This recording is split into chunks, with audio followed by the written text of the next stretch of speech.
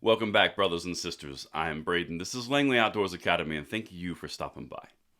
All right, guys, on this episode of the Bullet Points this morning, we're going to hit on the political potential that we have going on in Pennsylvania. It's extremely possible that Pennsylvania could not only get constitutional carry next year, they could also get sanctuary status for the Second Amendment because Doug Mastriano is officially the governor candidate there for the Republican side. Now, he's going against a known gun controller. I'm not going to talk about the known gun controller. What I want to talk about right now is Mastriano.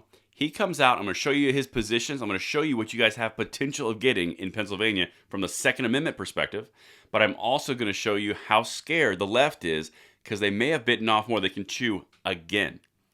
Now, we're going to dive into that. Everything is being linked in the description box below. Let me know what you guys think in the comments field of this concept, because I think it's really important as we drive forward for our rights.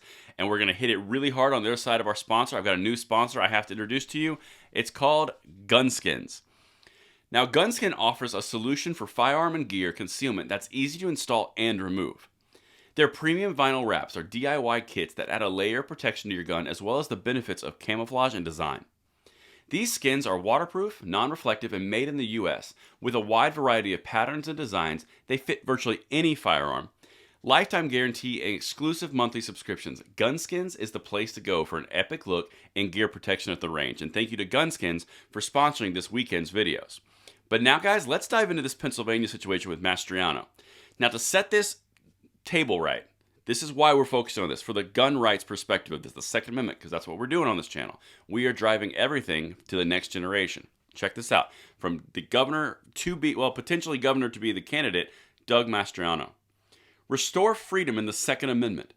Work with the General Assembly to introduce and pass bills to establish Pennsylvania as a Second Amendment sanctuary from misguided federal laws and orders. Okay, that's awesome. Make Pennsylvania a constitutional carry state. Now, what's important about that last piece? The the House and the Senate there in Pennsylvania, they both passed constitutional carry to the now governor, Governor Wolf. He vetoed it. You get a pro Second Amendment governor in there, you've got constitutional carry. He pushes for Second Amendment sanctuary status in a purple state. Whoa, that would be amazing. And it's possible Pennsylvania could be number 26 or 27 on constitutional carry, which is why we're covering this.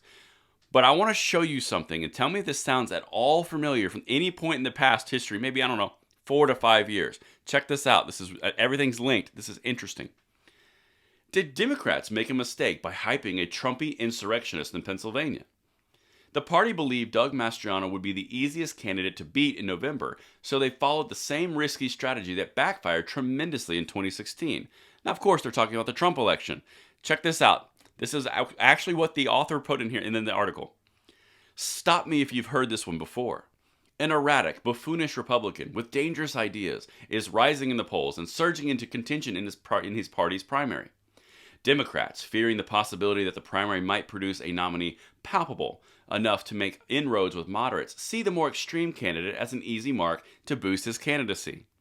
In some instances, they open their own wallets, spending big on elaborate ad buys that help him broaden his appeal with primary voters.